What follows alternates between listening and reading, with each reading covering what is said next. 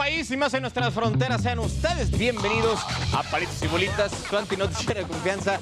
Mi nombre es Carlos Siente. ¿Qué quieres decir este Dieguito? Bienvenidos todos sean. Oye, vaya desquicie mañanero se aventaron los transportistas. Como 3 horas duró el bloqueo hasta que ya empezaron a liberar, ¿no?, la circulación. No, bueno, entre 2 y 3 horas, dependiendo de la zona. Es que no sé, estuvo medio raro, ¿no? O sea, como que estuvo muy focalizado el desgarriate, pero ya después de las 10 de la mañana se empezó a liberar y pues, como que todo pasó como nada, ¿no? Pero pues, con esas 3 horas le dieron en la torre a varios en su camino al trabajo, a citas médicas o citas personales. Lo bueno es que ya se liberó y todo bien. Que por cierto, felicidades obviamente a nuestra fan número 1, la reina de Inglaterra, o sea, nos ve desde allá, porque hoy fue su jubileo de platino. Güey, 70 años lleva en el trono la señora. Empezó su reinado en 1952. En ese momento, Inglaterra todavía no ganaba su primer mundial. No existía McDonald's, o sea, imagínate.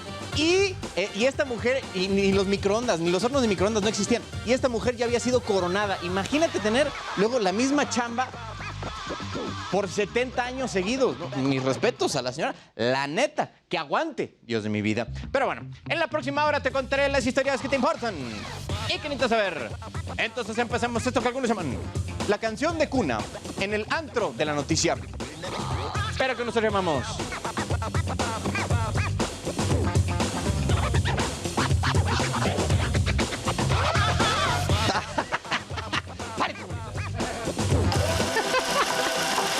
¿De qué te estás riendo?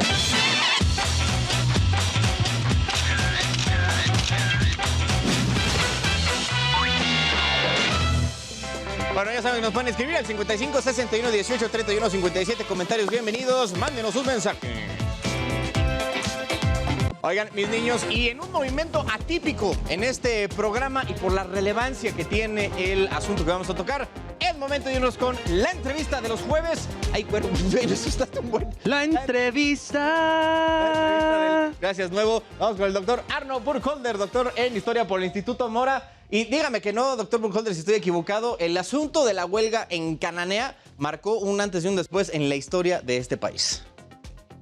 Señor Allende, muy buenas tardes. Y como usted dice, es muy importante por 2 razones. Primero, pues porque es un antecedente del movimiento obrero mexicano, y luego, pues porque se enmarca en la Revolución Mexicana, en ese gran acontecimiento que quiso transformar este país y convertirlo en un lugar mucho más justo. Claro. Estamos hablando del entorno de la revolución, ¿no? Allá donde empezaba el despertar un poco la conciencia, ya llegaba estos primeros esboces del sindicalismo incluso. Entonces, esto algunos lo ponen como precursor de la misma revolución mexicana. Sí, para algunos ocurre de esa manera. Mire, es un acontecimiento que empezó realmente 4 años antes de que estallara la guerra civil propiamente, pero tiene mucho que ver con las exigencias de la revolución. ¿Qué fue lo que pasó?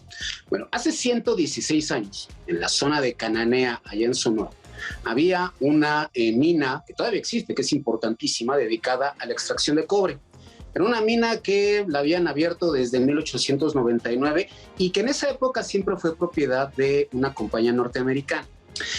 El problema está en que, como ocurría en todo el mundo, el auge de la industrialización hizo que empezara a haber muchos obreros, y en este caso muchos mineros, a los cuales se les pagaba muy poco, se les trataba muy mal y tenían jornadas de trabajo de 12 horas diarias, 6 días a la semana. Cananea empezó a crecer muchísimo, llegó a tener cerca de 20,000 habitantes o quizá más, pero la tensión por esta gente que trabajaba tanto, que ganaba muy poco, y además era una mina manejada por una compañía norteamericana con empleados norteamericanos que discriminaban a los mexicanos. Entonces eso empezó a crear una tensión. Por ahí en 1906, un grupo de líderes políticos dirigidos por los hermanos Flores Magón, importantísimos en la Revolución Mexicana, llegan a Cananea y empiezan a adoctrinar a los trabajadores, a decirles, oigan, pues al final ustedes tienen derechos, hay que pelear por ellos. Entonces estos trabajadores se empezaron a organizar, crearon algo así como un sindicato y pues de inmediato exigieron que para empezar les pagaran más, les pagaban 3 pesos diarios, empezaron a exigir que les pagaran 5 pesos, que les bajaran la jornada de 12 horas a solamente 8 horas y pues que no los discriminaran todos los empleados norteamericanos. El problema está en que la legislación de Sonora de esos años pues señalaba que estaba prohibido que los mineros se organizaran, y entonces el gobernador Rafael Izabal no les hace caso y el dueño de la mina, William Green, pues los trata abiertamente a patadas. Eso llevó a que el 1 de junio hubiera una primera manifestación que terminó en una tremenda balacera donde murieron 10 personas. Los mineros obviamente se enojan, comienzan una huelga, el gobernador Izabal se le hace fácil mandar a tropas, a los miembros del cuerpo de rurales, pero el dueño de la mina, teniendo contactos en Estados Unidos, pues inmediatamente le habla al gobernador de Sonora, que está justo al ladito, cruzando la frontera. Y el gobernador de Arizona, por su gusto, se le ocurre que crucen la frontera aproximadamente 275 miembros del cuerpo de Rangers de Estados Unidos, que son parte de las Fuerzas Armadas de Estados Unidos. Y al gobernador de Sonora, pues simplemente no encuentra manera de evitarlo. Entonces, lo que empieza siendo un conflicto laboral, ahora se vuelve una violación a la soberanía mexicana, porque ¿cómo que pasan estas tropas? Llega el 2 de julio, se vuelven a juntar los mineros, a exigir que les paguen mejor, y entonces, en una labor conjunta entre los Rangers norteamericanos y los rurales mexicanos, empieza una tremenda balacera en la que matan por lo menos a 20 personas, hieren a 23 más, y eso es un escándalo. En la Ciudad de México se enteran el gobierno de Porfirio Díaz y de inmediato le hablan al gobernador Izabal a exigirle que resuelva esto, porque esto ya se volvió un conflicto internacional. Izabal de inmediato saca a los Rangers del país, ellos se van a Arizona, pero al mismo tiempo detienen a los líderes de los mineros, a los cuales les echan la culpa por alborotadores del orden público, y al final los van a condenar a 15 años de cárcel en la prisión de San Juan de Ulúa, ahí frente al puerto de Veracruz. Aquí lo interesante es que al final la prensa simplemente dijo, bueno, sí, hubo 2 o 3 incidentes, pero ya todo se arregló, los mineros están muy contentos y todo va bastante bien. Si bien la mina de Cananea después no tuvo una gran participación en la Revolución Mexicana, lo cierto es que es un antecedente, porque la revolución, entre otras cosas, estalló justamente porque estaban surgiendo una serie de sindicatos en todo el país. Hubo aproximadamente 300 huelgas desde finales del siglo XIX hasta principios del siglo XX, y porque el país había cambiado. Ya no era un país solamente campesino, ya era un país de obreros. Y entonces es un enorme sector que está exigiendo sus derechos y que en el caso de Cananea pues se encontraron con la arbitrariedad de las autoridades y además fueron agredidos por tropas de Estados Unidos. Eso estamos recordando hoy a 116 años de haber ocurrido esa matanza en Cananea. Señora Jenny. Sin duda, muy, muy importante. Doctor Burkholder, como siempre, un placer. Gracias por compartirnos este asunto que, ya lo decíamos, era antecedente de uno de los movimientos armados, como la Guerra Civil de la Revolución Mexicana, muy importantes. Y nada, siempre es bueno recordar estas partes de la historia mexicana. Gracias, señor Burkholder. Nos vemos la próxima semana, que esto esté muy bien. Claro que sí, fuerte abrazo al doctor Burkholder. Oigan, lo pueden seguir en redes sociales, @Clionáutica, en Twitter, ahí para que lo sigan. Cosas históricas bastante chidas tiene el caballero Burkholder. Aquí está, mira. Ahí lo pueden seguir. Y, por cierto, mucho viene al caso este asunto de Cananea por el impulso que ha estado haciendo el gobierno hacia el asunto laboral, ¿no? Ya vimos que hubo una reforma laboral, que el salario mínimo ha ido aumentando. Por eso es que quisimos empezar con esta conversación con el doctor Burkholder y la conmemoración, la efeméride de la huelga de Cananea hace 116 años. Bueno, mientras tanto, la gran técnica de la destacada artista visual mexicana Paloma Torres es la causante de darle la posibilidad de vivir de ello y ser reconocida a nivel mundial. Vean nada más, eso de ser artista y vivir de eso, de por sí es bastante complicado. Y ahora el caballero Anistro tiene detalles de este caso de éxito en los artistas mexicanos. El espacio público y el territorio urbano son elementos clave en la obra de Paloma Torres. Una de las artistas visuales más reconocidas en México y más allá de las fronteras, pues su trabajo ha sido expuesto en museos de París, Tailandia, Estados Unidos, y la lista continúa con más de 100 exhibiciones colectivas y más de 50 individuales. Pero más que un trabajo, Paloma define el arte como una forma de vida. Yo no vivo para ganar dinero de esto. Yo como, desayuno y ceno pensando en este tipo de trabajo y además, o sea, es los fines de semana que haces, vas al teatro, vas a ver exposiciones, lo que es mi profesión.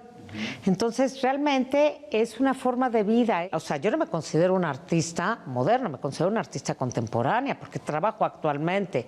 Y evidentemente mi obra tiene un pensamiento y tiene una lectura.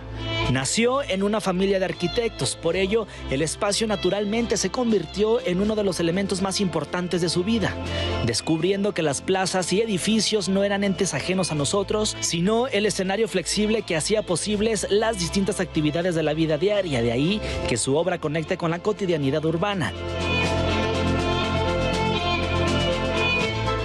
A los 23 años comenzó la exploración con la cerámica siendo estudiante de la ENAP y desde entonces se apasionó por la arcilla. Las esculturas que ha creado a lo largo de su trayectoria están interconectadas con su fascinación por la ciudad. Entonces el paisaje urbano, o sea, yo lo que hago es que, bueno, ya nuestra lectura actualmente sobre las ciudades ya no es horizontal, no vivimos en el campo, ya es un recorrido vertical, o sea, tiran una casa y ¡pum!, crece un edificio, ya todos son edificios, está bien. Entonces nuestra lectura ya es vertical, pero también cómo va apareciendo ese paisaje y cómo vas descubriendo el entorno donde vives es caminando. O sea, el caminar se convierte en un acto estético. Como escultora comprendió que precisamente era en la interacción de los espacios y las estructuras donde se forja el espíritu de una sociedad. La obra de Paloma también la ha conducido a explorar otros medios. Además de la cerámica, sus esculturas también están hechas de bronce, madera, metal, concreto y hasta de fieltro. Yo soy muy afortunada de poder vivir de mi trabajo, que fíjate que es muy chistoso, porque en el arte generalmente los artistas tenemos que trabajar en otras cuestiones para poder vivir de nuestro trabajo y eso es terrible. Pero cuando tú amas tu profesión o te gusta muchísimo lo que estás haciendo, pues evidentemente le pones todo lo que hay de ti y sales adelante y puedes vivir de tu trabajo. Visitar museos y espacios que acerquen a la cultura para el artista visual es indispensable, sobre todo para expandir no solo el conocimiento, sino para enfrentar los retos diarios. El que la gente vaya a museos, escuche música, lea, no quiere decir que va a ser un artista el día de mañana. Quiere decir que va a tener una mentalidad mucho más abierta para poder enfrentar su vida diaria. Actualmente se prepara para exponer en Guanajuato y presentar su obra en Arabia Saudita y Turquía, porque la mente, la creatividad y la pasión la acompañarán hasta el resto de sus días. Te digo que es la gran maravilla, que los artistas nunca nos jubilamos. O sea, tú trabajas hasta el día que te mueres y eres, un poco somos como los vinos, ¿no? Hay que ser añejos para estar más buenos. Antonio Anistro, Heraldo Televisión.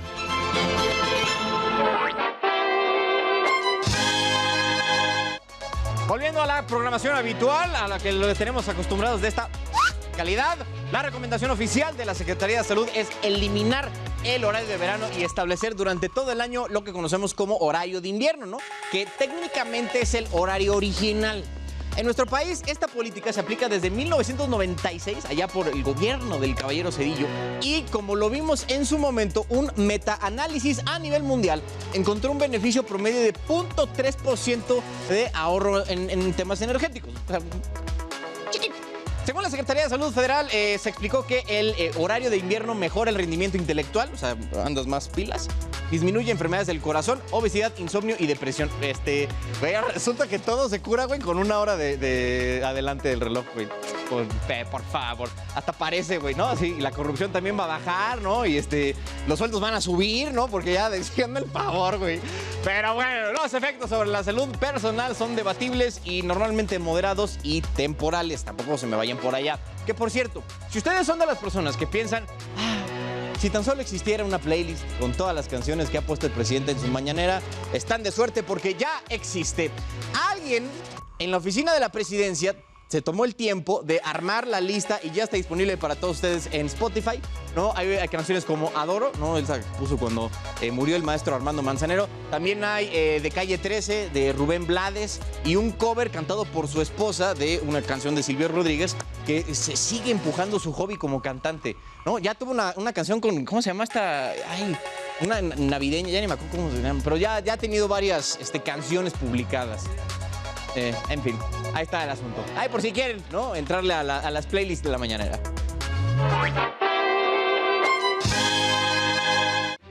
Bueno, oigan, tenemos mis niños 3 de 3 contra violadores y agresores de mujeres en Yucatán. Mira, muy bien, buena iniciativa.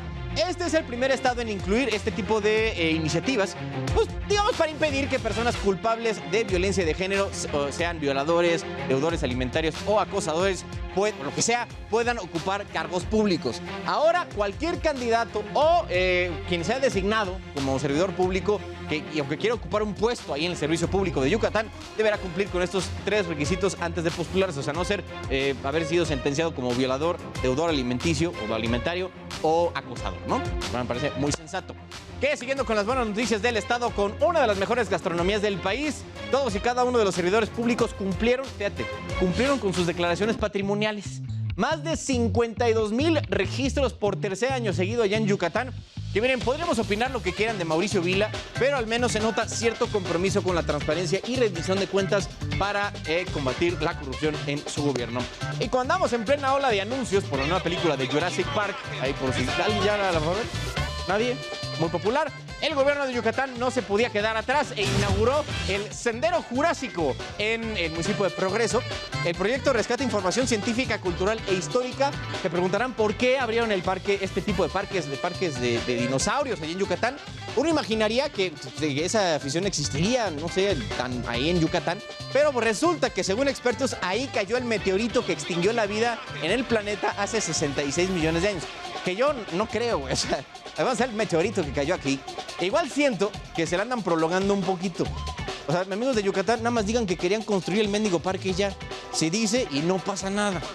El parque temático tiene varias diversiones para toda la familia con diferentes especies de dinosaurios. Ahí ven, como no sé, es el T-Rex. En un recorrido de 4 kilómetros. Y si quieren entrar, les va a costar 200 chuchulucos.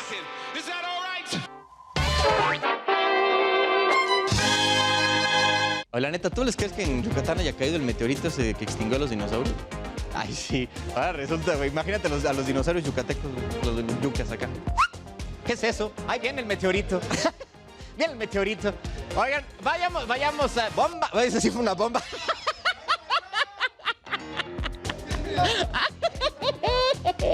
De ahí salió la expresión hace 66 millones de años por la expresión de los dinosaurios cuando vieron que era el meteorito ahí en Yucatán. ¡Bomba! Muy bien. Patrimonio cultural de la humanidad esa expresión. Bueno, vayamos al otro. Saludos a todos nuestros amigos en Yucatán. Vayamos al otro extremo de nuestra república para que pueda contarles que Samuel García vetó la ley de movilidad porque, según él, sus efectos le darían en la torre a los municipios con la construcción de ciclovías porque, dice, no se puede obligar a los municipios a consultar con el Estado la construcción de ciclovías porque contradice el artículo 115 de la Constitución Federal. Ese artículo habla sobre la libertad y facultades que tienen los municipios sobre específicamente las calles, ¿no? De donde está delimitado la demarcación. Aunque también hay que decir que el mismo artículo dice que aunque tengan a su cargo esos servicios, entre ellos el del saneamiento de agua potable y todo ese rollo, también tienen que cumplir con leyes federales y estatales. Lo que sería la ley de movilidad que el caballero Sammy acaba de vetar. Esto me hace pensar que aquí hay algo raro. O sea, o a Sammy no leyó ese párrafo de la Constitución, o aquí hay otra fuerza operando. No quisiera yo pensar, pues ya ven que que la burra no era arisca, ¿no? La hicieron. Hoy acá andamos por Nuevo León. Las casas que consuman más de 70 metros cúbicos de agua al mes van a cerrarles la llave como parte de una nueva campaña para la administración del agua allá en Nuevo León. Este nuevo paso se tomó porque por ahí del 40% de la gente que vive en ese estado, los neoleoneses, siguen consumiendo la misma cantidad de agua a pesar de que su estado está en crisis. Así como si no estuviera pasando nada. No, la clásica, ¿a mí qué, hombre? Yo no tengo la culpa de que todo esté tirado al catre. O sea, sí, échenle la mano a su gobierno, mis niños, allá en Nuevo León. Oigan, que por cierto, hablando de Nuevo León, el Bronco anda bien mal de su salud, güey. O sea, Después de la segunda operación de colon, ahí que ya ven que tenía unos rollos, se le desprendió una grapa que tenía, que unía parte de su intestino, lo que provocó una fuga y, digo, se imaginarán lo que pasa por todo el intestino de una persona, no es así muy sanitario que digamos. A eso hay que sumarle que la caja torácica, esta parte del ser humano, es estéril. Entonces, cualquier cosa ajena que entre a ese lugar puede provocar una infección durísima. Chale, ojalá la libre. Le mandamos un fuerte abrazo al señor Don Bronco y ojalá salga bien librado de esta situación. Niños, la Administración de Alimentos y Medicamentos de Estados Unidos, la afamada FDA, está investigando un posible vínculo entre fresas orgánicas y un brote de hepatitis A. Llévala que me trae. Fíjate, además del cobijas, traemos encima la viruela del mono, la hepatitis aguda infantil de origen desconocido y ahora fresas que te dan hepatitis. Los casos se registraron después de que los pacientes ya infectados comieron fresas de las marcas Fresh Campo y H-E-B, ¿no? Entonces, aguas, si están en su casa alguno de estos o se topan con fresas de estas marcas, Fresh Campo y H-E-B, no se acerquen. Actualmente hay 17 enfermos y 12 hospitalizaciones por hepatitis A allá en el Gabacho. Pues está cañón, como no salimos de una y ya estamos metidos en otra, me lleva la que me trajo. Y bueno, en otros asuntos igual de salud, la diputada local de Baja California, Santa Alejandrina Corral Quintero, pidió al secretario de Salud allá del estado, Adrián Medina, que pues, para que le diga, ¿no?, cuánto medicamento ha caducado en los almacenes del estado, qué tipo de medicina es y cuánto costó cada una. Que digo, no me parece mala idea saber eso, ¿no? Igual es importante saber cuánto dinero se tiró a la basura porque no se usaron los medicamentos. Y aquí nos como que estamos reclamando al gobierno de Baja California que no los usó, porque tampoco tenemos la relación con recetas hechas por el gobierno, bueno, por el sector salud de allá del estado, contra la existencia de dichas medicinas. Pero bueno, según la panista, su estado tiene desabasto, ¿no?, de medicinas, y cuando sí hay, compran o entregan medicinas caducas o próximas a vencer, que fue mucho lo que pasó en una investigación que publicaron hace unas semanas diciendo eso. Bueno, y hablando de medicamentos caducos, también en hospitales de Pemex allá en Tabasco pasaron a mejor vida, ahí donde ya ven que luego pasan cosas que inyectan heparina sódica, ¿no?, contaminada. Una investigación del Heraldo de Tabasco reveló que 5 de los hospitales de la empresa pública del estado empresa productiva del estado, reportaron 3.491 cajas de fármacos que nunca se usaron. Una situación que comenzó a reportarse desde 2019. Uno de los más afectados es el hospital de Pemex en Macuspana. Fíjense, uno pensaría que siendo el lugar de nacimiento del presidente de la República, pues le echarían un poco más de galleta, ¿no? Pues no. Ahí el 62% de los medicamentos se perdió. Oigan, y con el tema de salud, pero de forma positiva, para que luego no digan que nada más le ando así dando pura cosa fea. ¿Cómo va el cuidado de tu piel? Bueno, pues put attention.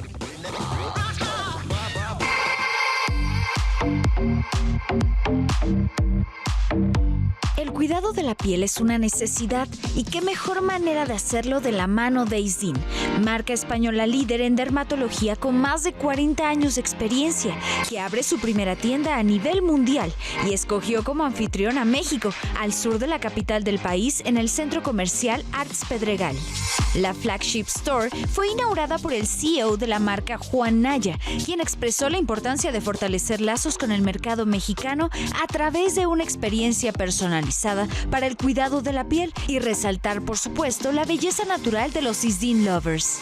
¿Por qué México? Pues porque México para Isdin es un lugar especial. Es un lugar especial por cómo los dermatólogos y los consumidores aman la marca. Y hemos pensado que en México es donde se merecía un lugar de experiencia de Isdin, un lugar que es la casa de los Isdin Lovers, donde van a poder venir aquí a descubrir a la marca y a conocernos un poquito más. El sello de Isdin está plasmado en cada metro cuadrado de la tienda. Innovación a través de la ciencia, evidencias clínicas, soluciones dermatológicas accesibles. La flagship store fue creada con el fin de establecer un vínculo estrecho con los clientes. Así lo harán en este espacio innovador muy íntimo llamado Skin Atelier, diseñado para la personalización de rutinas para el cuidado de la piel con la asesoría de dermatólogos.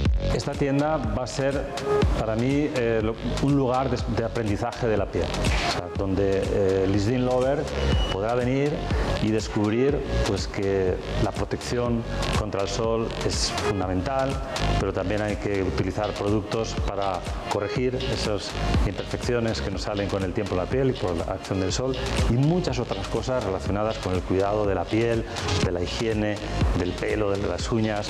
Y es que el objetivo de Isdin es preservar la pasión por las pieles sanas, bonitas y saludables. Porque para nosotros la salud es lo más importante, porque es la base de la felicidad y es el primer paso para la belleza. Así es como Isdin continúa posicionándose en México y a nivel global como líder en dermatología, a través de tratamientos basados en ciencia que satisfacen las necesidades de sus clientes y les aporta una solución integral. Yesenia Santiago, Heraldo Media Group.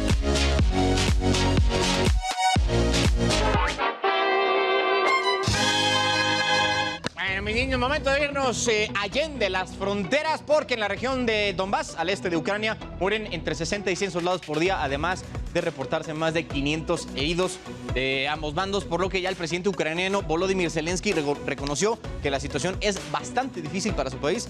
La cosa está poniendo canija, para Ucrania. Igual Zelensky reconoció que 20% de su territorio está ocupado ya por fuerzas del Kremlin. Parece que se está empantanando otra vez esta invasión rusa, que vaya por el día 100, ¿no? Una cosa así. Dios de Santo Cristo.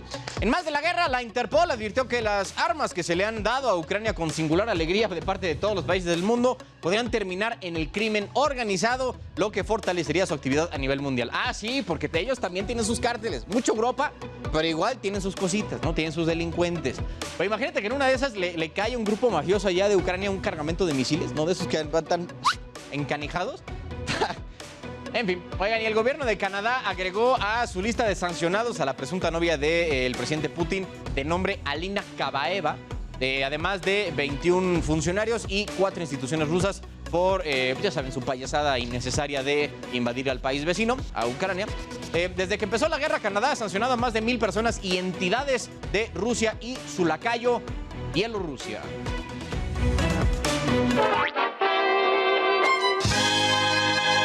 Niños, la Secretaría de Desarrollo Económico de la CDMX y la Central de Abastos firmaron un convenio con la Central de Abasto, pero de Los Ángeles, California, para impulsar las exportaciones hacia el mercado hispano allá en el Gabacho. El secretario Padlala Akabani dijo que al ser esa ciudad el centro de suministros más grande del mundo, la convierte en la mejor opción para exportar productos mexicanos al norte del Río Bravo. No es mala idea, la neta, porque justo Los Ángeles es la ciudad con más mexicanos fuera de México. Eso han de saber, dato curioso.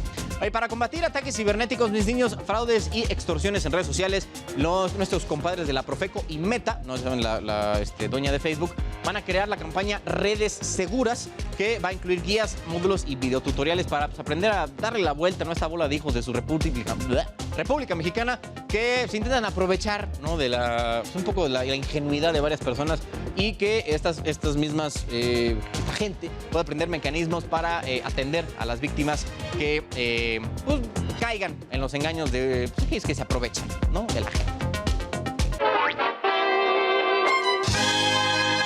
El gobierno de Coahuila y sus 38 municipios van a sufrir un recorte de 600 millones de pesos en las participaciones federales gracias a una baja recaudación a nivel de todo el estado. Las participaciones, no sé, más o menos ubican, hay dos aportaciones que es el gobierno federal a los estados, que son les decía, aportaciones y las participaciones. Esta última depende de qué tanto recaude el SAT en cada estado.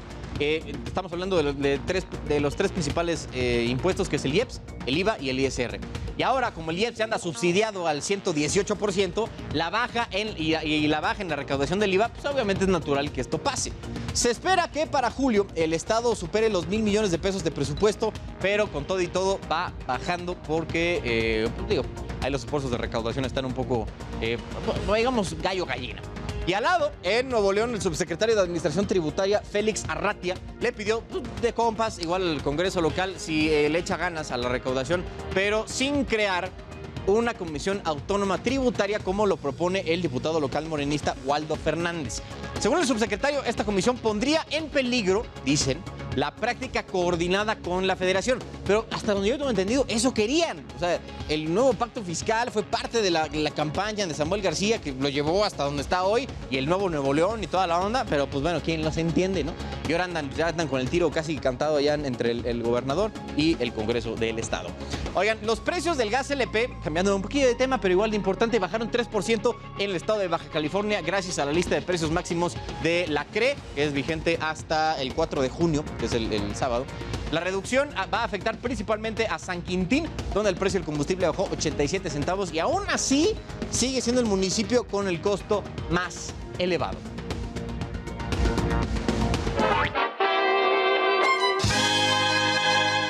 Y para que sigan las buenas noticias, como de que no, el Banco de México recortó el pronóstico de crecimiento económico de este año, de este 2022. Lo movió muy poquito, fue de 2.4 que pensamos que íbamos a crecer este año contra ahora 2.2 de diferencia. Y ahí también tengo que contarles la expectativa de crecimiento, pero en el sector privado, que igual es una encuesta que hace Banxico, pero a expertos en la iniciativa privada, bancos y demás, lo pusieron ahora en 1.94%. O sea, la cosa no parece muy bonita, pero bueno. Mientras tanto, según Banxico, la actividad económica mundial subió menos de lo esperado por repuntes en el COVID, ¿no? Sobre todo en algunos países, sobre todo China. Esos carnales, una persona se contagia y cierran toda la cuadra. O sea, un poquito exagerado y eso le tiene la torre a la recuperación. También la interrupción de las cadenas de suministro por la guerra allá en Ucrania y Rusia. Y a eso hay que sumarle que bancos centrales andan con muchas ganas de subir las tasas de interés para aliviar el tema de la inflación. Y eso, pero eso alenta todavía más la recuperación a nivel general. Entonces, digamos que estamos entre la espada y la pared, ¿no? O sea, no podemos controlar ninguna de las tres variables que le anda dando un poquito en la torre a la recuperación de nuestro país. Que hablando de bancos grandes, el Banco Mundial va a mandar a nuestro país más o menos $700 millones para hacer una especie de acompañamiento, para acompañar técnica y financieramente acciones que promuevan el crecimiento económico inclusivo y sostenible. Con esta lana van a buscar promover acciones que simplifiquen el ambiente de negocios para micro, pequeñas y medianas empresas, que miren que urge que hagan eso, además de fomentar la inclusión financiera y fortalecer una gestión económica sostenible. Mientras tanto, mientras la macroeconomía, mis niños, se acomoda a su ritmo y a sus ganas, acá nos la pasamos color hormigón, porque el precio de materiales de la construcción ha subido más del doble en los últimos 10 años. O sea, básicamente construir tu casita ahora cuesta el doble, mis niños. Por ejemplo, un tabicón de esos grises grandotes que luego sirven hasta para calzar, valía 7 pesos en 2012 y ahora vale 13. El tabique rojito clásico, ese se mantuvo de 3 a 3.5 pesos, pero el cemento pasó de 115 a 200 varos. Además, el metro de grava de 250 a 450 y la arena de 250 a 450 pesillos. Y por si eso fuera poco, la Cámara Nacional de la Industria de Desarrollo y Promoción de Vivienda dijo que los costos van a seguir subiendo. Padrísimo. Justo lo que necesitamos en un momento de alta inflación y de poco crecimiento. Otro que también está subiendo es el costo de la harina, mis niños, y es que está cañón. Estamos a 15 días, esto no es broma, es 100% real, suenen las alarmas. Estamos a 2 semanas de que se acabe la harina en Michoacán. Véalo y que llega luego el extremo. Si te gusta la conchita, el bolillo, el baguette, el puerquito y vives en Michoacán, ve surtiéndote porque la Cámara Nacional de la Industria Panificadora, con sede en aquel estado, dijo que los insumos relacionados al pan subieron de entre 70 a un 120% en un año, y deduzco por la guerra en Ucrania, porque Ucrania es productor neto de granos, sobre todo que de maíz y así, ¿no? Y el primer estado, y el trigo. Y el primer estado en caer va a ser Michoacán, que ya solo cuenta con 15 días de abasto de harina. Pero según dicen, esto va a tener impacto nacional. ¿Y por qué? ¿Por qué otra vez ahora con los panes? Me lleva la que me trajo. Oigan, aguas mis niños con los fraudes a través de aplicaciones móviles, porque esto luego te ofrecen lana muy fácil. Dicen, qué bendición, como si fuera programa así que soluciona todo de trancazo. Porque cada vez son más comunes los fraudes que se hacen con este tipo de apps. Y de forma alarmante, porque este delito se ha duplicado en lo que llevamos de 2022. Usted tiene un préstamo con nosotros vencido y necesitamos que realice su pago el día de hoy. Así inicia el acoso para las personas que decidieron tomar un préstamo a través de aplicaciones móviles. La necesidad y la facilidad son los factores elementales para que estas estafas vayan a la alza. Evidentemente hay un aumento, ¿por qué? Porque con el tema de pandemia muchas personas se quedaron sin trabajo, entonces el hecho de que alguna financiera te proporcione algún préstamo con requisitos muy mínimos, pues hace que las personas sean víctimas. De acuerdo con las autoridades capitalinas, en el 2021 se generaron 1.928 reportes por este hecho, cifra que casi se ha duplicado solo en la primera mitad del 2022. Pero lo que es interesante es que entre enero y este día de mayo tenemos 3.551 reportes. Es decir, que prácticamente nos dirigimos al menos a la duplicación de los reportes que tuvimos el año pasado. Eso te da una buena idea, creo yo, de la cantidad de personas que están depredando patrimonialmente a otras. Los afectados explican el modus operandi, en el que aunque realices el pago, el acoso y las amenazas continúan. Te boletinan entre tus contactos e incluso te piden formar parte de otros delitos para saldar tu deuda. Yo nada más le digo que de no realizar su pago, me voy a pasar de con todos sus contactos y hasta con su galería. Cobranza ilegítima, extorsión y amenazas son los delitos que cometen estas aplicaciones, aunque solo el 7% de las denuncias se convierten en carpetas de investigación. Y yo creo que en ello interviene una valoración práctica en el sentido de que, bueno, fueron menos de 5,000 pesos, el tiempo que voy a ocupar tal vez no vale la pena. Las autoridades capitalinas explican que perseguir a los delincuentes por este hecho es complicado, pues se tienen estrategias en las que te hacen firmar un contrato civil en lugar de un mercantil al momento del préstamo, o cambian su razón social constantemente. El tema no solamente afecta de forma económica, también en el tema social y psicológico. Como tú bien lo mencionas, hay muchas personas que llaman en estado de crisis a esta unidad precisamente porque ya no saben qué hacer. Hasta el momento se han detectado 130 aplicaciones que operan de la misma forma en todo el país y que si no se denuncian seguirán operando, aprovechándose de la necesidad de las personas. Alberto Valiente, Heraldo Televisión.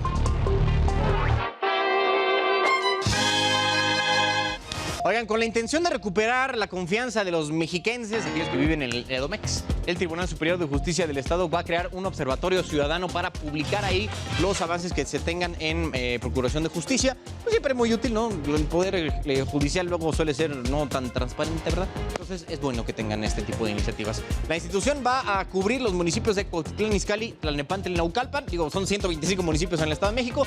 Siempre es bueno empezar con algo. Ahorita van a ser 3 de los más importantes de aquel estado. Bueno, y en México no hay evaluaciones nacionales para identificar cuál es la situación actual del aprendizaje en estudiantes mexicanos. Expertos dicen que la última prueba PISA, esta que aplican en grandes cantidades a todo el mundo, ubicó a México en el lugar 53 a nivel mundial. Estamos más o menos en el mismo nivel que Brasil, Colombia y Rumania. Que digo, no estamos así tirados al catre, pero tampoco en el mejor de las situaciones. Que por cierto, ahora con la pandemia dudo mucho que el nivel se haya mantenido, porque según datos de México Evalúa, más de 500,000 estudiantes dejaron de ir a clase por la pandemia. O sea, la educación es otro tema que van a tener que reconstruir gracias a la llegada del COVID, ¿no? O sea, va a estar bastante importante que hagan eso. Oigan, ¿le gustaría encontrar distintas variedades de queso a los mejores precios? Entonces conozcan la ruta del queso mexiquense. Esta región es conocida como la Ruta del Queso Mexiquense. Es un municipio de Ayapango y cuenta con al menos 12 granjas productoras de lácteos y el queso en sus distintas presentaciones son la joya de la corona. ¿Cuántas tienen y de qué tipos? Pues la variedad es muy amplia y para empezar empezamos con lo que es el más común, que es el queso Oaxaca, el queso panela, lo que viene siendo el queso botanero en sus diferentes versiones. Mientras me estás platicando yo voy a empezar a probar porque creo que estas son unas delicias. Platícame ¿cuál es? Ese es el queso Gouda. Ese queso te sirve para diferentes, por ejemplo, lo puedes utilizar de botana, acompañar con carnes frías, lo puedes acompañar con vinos o puedes utilizarlo para el fondue. Y este es el queso tradicional que lo vemos en las películas, en las caricaturas, el de las burbujitas o comúnmente conocido el del ratón. ¿Por qué las burbujitas? Las burbujas se elaboran, pues le injertan lo que son bacterias lácticas, las cuales generan burbujas y a la hora de que se empieza a compactar el producto, empieza a madurar. Variedades hay al menos 20 y cada uno es hecho desde cero en granjas como esta. Aquí en el Lucero se comienza con la ordeña de vacas a las 5 de la mañana y la leche es pasada a esta planta para limpiar, pasteurizar y hervir. Aquí, por ejemplo, se realiza el queso Oaxaca. Bueno, y aquí no solamente van a poder comprar diferentes tipos de quesos, sino también observar el proceso de elaboración. Platícame tu nombre, por favor. Soy Jair Lozada. Lo que estoy haciendo es amacizar el queso Oaxaca, para que se separe, se ponga más la pasta más durita, y después de ahí ya sacar las bolitas de Oaxaca. Esto dilata como unas 2 horas a 3 horas el proceso del Oaxaca. Es más tardado que todavía lo del panela. O sea, prácticamente estás de 2 a 3 horas moviéndola aquí para que pueda terminar este proceso. Sí. Lo que pasa es que le muevo, dejo que suba de acidez, sacamos una muestra y ya de ahí, dependiendo de lo que le falte, ya lo dejamos otro poco. Si ya está, ya lo sacamos y ya lo pasamos, ya lo estiramos, lo pasamos a la agua fría y después ya lo salamos y ya ya las bolitas ya para la venta. Los precios son incluso más accesibles que en los supermercados. Una Oaxaca o panela, por ejemplo, cuestan 145 pesos el kilogramo, pero se vende por medio, cuarto o hasta 5 kilos. Y es que literal en esta región uno se puede venir caminando de un lugar, de una granja a otra. Aquí nos encontramos en la cremería El Ranchito y literal solo caminamos unos pasos, vamos para adentro a ver qué podemos encontrar. Juan Carlos es productor de quesos desde hace más de 10 años y su variedad también es amplia. Tenemos queso cincho, diferentes tipos de queso criollo para fundir, panela, queso de aro rancherito, tenemos Oaxaca también, manchego, mozzarella. Tenemos presentaciones desde 1/4 hasta 1 o 2 kilos, los que quieran. En omelets, quesadillas en costra, derretido con nachos o a pedazos. Venir a estas granjas y probar el queso recién hechecito es toda una experiencia. Además, la tranquilidad de la región también sirve como una escapada del ajetreo diario de la ciudad. Antonio Anistro, Heraldo Televisión.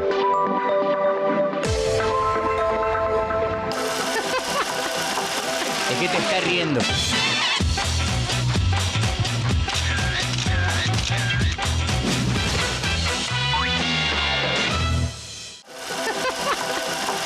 ¿De qué te estás riendo?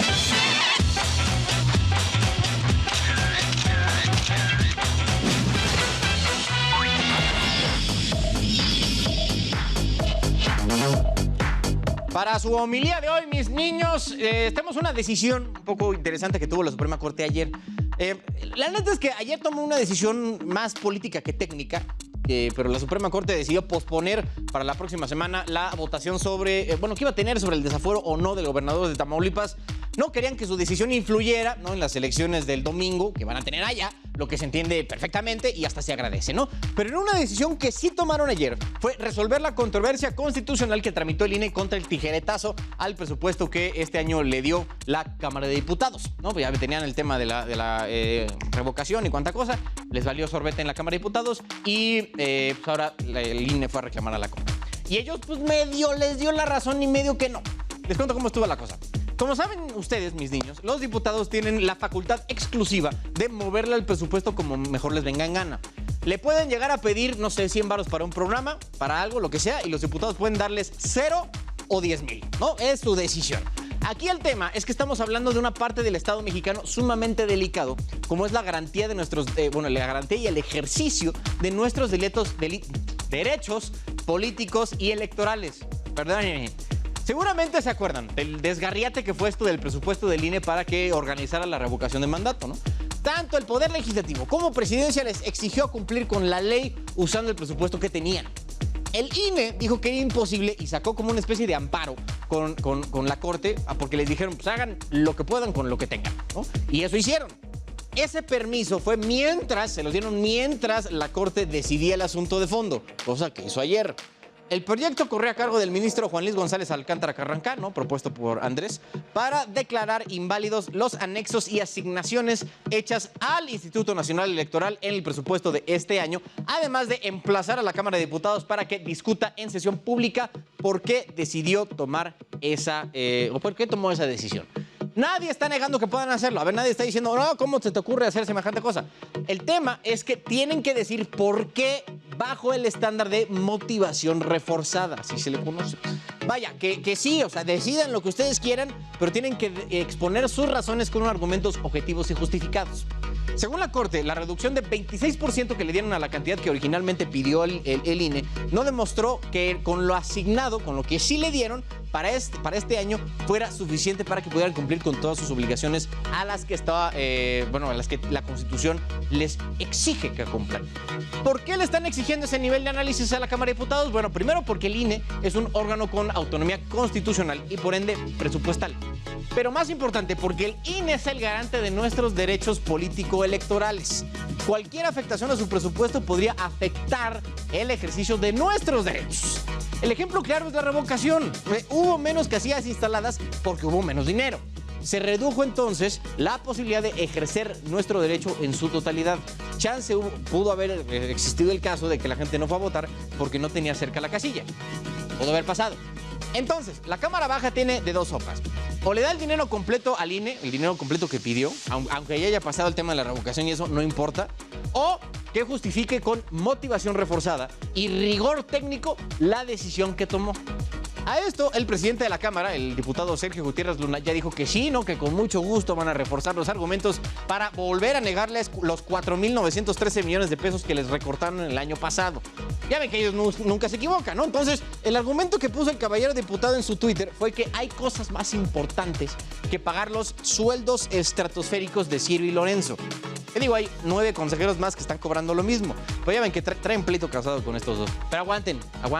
El año que entra ya terminan su encargo y se van a ir a dar clases, ¿no? Yo creo. A lo que voy. Ese argumento, el de los sueldos estratosféricos, es demasiado burdo y no justifica el decremento en el presupuesto asignado al INE. Ese sueldo puede parecer demasiado a estas personas, pero está legalmente autorizado. Muchos van a decir, oye, ¿ya para qué? ¿No? ¿Ya para qué tomar esta decisión? Llegó demasiado tarde, la revocación ya pasó. Y sí, ¿no? Tienen un punto. Pero esta decisión ahora va a marcar un precedente para futuras ocasiones en los que haya conflicto entre el presupuesto pedido por un organismo constitucionalmente autónomo y el asignado por la Cámara de Diputados. Y aquí la votación fue unánime. 5 votos a favor contra 0 en la primera sala. Todos y cada uno de los ministros, parte de la primera sala de la Suprema Corte, estuvieron de acuerdo con el proyecto que presentó el ministro González Alcántara y fue aprobado, además de ya volverse un criterio obligatorio para futuras decisiones. Venidos, vamos a ir a un corte. Pueden seguirme en mis redes sociales, @CiarAllende, Twitter, Instagram y Facebook. Volvemos con más en Palitos. ¿De qué te estás riendo?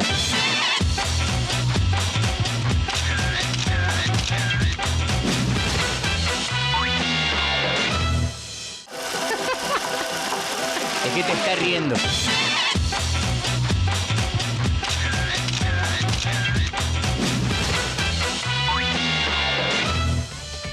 Momento de irnos. A la breve.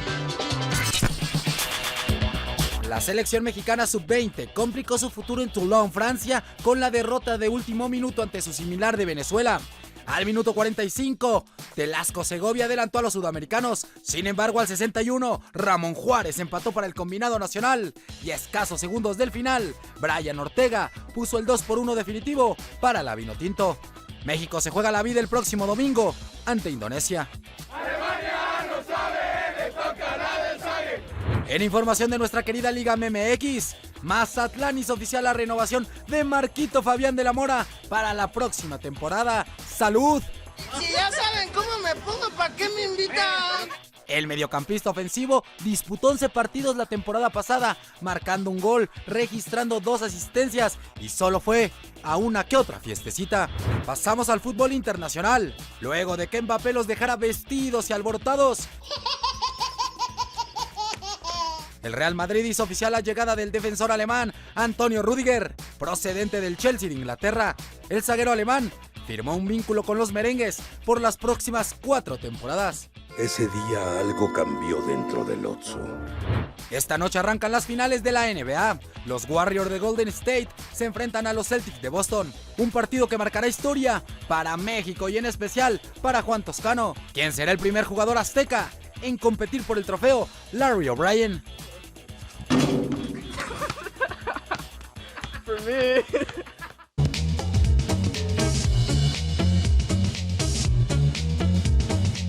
Oigan, tema importante, noticia que salió hoy en la tarde, hace varias horas, con 16 Con 16 votos a favor y 3 en contra, Baja California Sur se convirtió en el 9º estado mexicano en despenalizar el aborto. Sí, eso, 16 votos a favor allá en Baja California Sur. 9 estados de 32 ya despenalizaron el aborto, mis niños. Bueno, oigan, otros asuntos también de relevancia nacional. El gobernador de Chihuahua, César Horacio Duarte Jaques, se acordarán de este pelafustán, inició hoy jueves con su traslado a la CDMX y ya está aquí, de hecho, ya luego están viendo si lo mandan a Chihuahua directo o al menos lo dejan descansar aquí una noche antes de llevárselo a que pues, presente, ¿no? su declaración por las tracaladas que hizo allá en el estado, porque ya ven que está señalado de cometer varios delitos, entre ellos asociación delictuosa y peculado, ¿no? O sea, el desvío de recursos públicos por casi 100 millones de pesos. La gobernadora Maru Campos confirmó ya la extradición del exmandatario en su Twitter. Ya tenemos un video y toda la cosa. Entonces ya, bendito sea el señor. Güey, ¿sabes hace cuánto atraparon a este balagardo? Fue el 8 de julio de 2020. 8 de julio de 2020. Ya estaban a punto de cumplir 2 años de que haber atrapado, creo que en Miami, al exgobernador y apenas lo están mandando. Me lleva la que me trajo. Bueno, oigan, y los festejos, les decíamos al principio, por los 70 años en el trono de la reina Isabel allá en el Reino Unido. Van a ocupar 4 días, empiezan hoy, terminan el sábado. Les decía, hoy jueves, encargados de pompa y boato, pero no hay nada y mejor que la pompa y el boato para que justamente haya detalles curiosos, llamativos o con capacidad de convertirse en carne de memazos. Vean nada más, ahí está el que es bisnieto que damos, ¿no? De la reina Isabel, justo ahí al lado.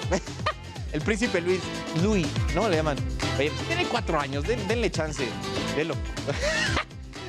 Es que estaba aburrido el príncipe Luis de Cambridge. Tiene 4 años. Imagínense que tienes 4 años, güey.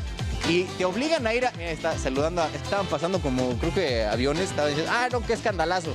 Es que se hacen ruido esos avioncillos. Andaba ahí metiéndose el dedo en la boca. Su mamá dijo que no, por favor. Andaba ahí con la reina. Güey, ¿sabes qué? Luego también, es que imagínate tener 4 años, güey, y te ponen ahí en ese desfile que tú no entiendes nada, güey. O sea, tú no tienes la menor idea. No más estás viendo que está tu mamá, ¿no? Tu abuelo y tu bisabuela, ¿no? Ahí todos viendo, ay, qué padre, cómo pasa gente y lo que quieras. Pero no tienes, o sea, no dimensionas el festejo que es. Entonces el pobre chamaco andaba acá, ¿no? Metiéndose los dedos. Sí, güey, ¿qué esperas? Un niño de 4 años. Bueno, oigan, y un pasajero sin ningún tipo de conocimiento sobre cómo volar un avión hizo un aterrizaje exitoso después de que el piloto no pudiera hacer su chamba por una emergencia médica. El pasajero desconocido y héroe tomó el control de la aeronave que, gracias a las indicaciones de la torre de control, un operador de tránsito aéreo, ¿no? Lograron aterrizar una avioneta en el aeropuerto de Florida sin ningún tipo de bronca. Oye, ese vato sí, mis respetos, güey. Hay que tener temple de aseo para... Imagínate que tiene ahí, no sé, le dio diarrea y unos, ¿no? Y unos tompiates. Tuvo que haber desayunado un muy buen par de huevos esa mañana para unos muy buenos kiwis también, para poder aterrizar. Porque imagínate que estás así, ¿no? En tu vuelo de avioneta o lo que tú quieras, y de repente al piloto le da diarrea o algo así, una diarrea explosiva que hasta... O se desmaya. Imagínate ese rollo, güey. Y ya te quedas tú solo y lo aterrizas. Bueno, oigan, gracias por vernos. Nos vemos mañana para cerrar la semana con todo. Acuérdense que me pueden seguir en mis redes sociales, @Sireyenda en Twitter, Instagram y Facebook. Los dejamos con la gran programación del Heraldo Televisión. Ya está aquí Sofía García para que sepan todo lo que ha pasado en la República H. ¡Adiós!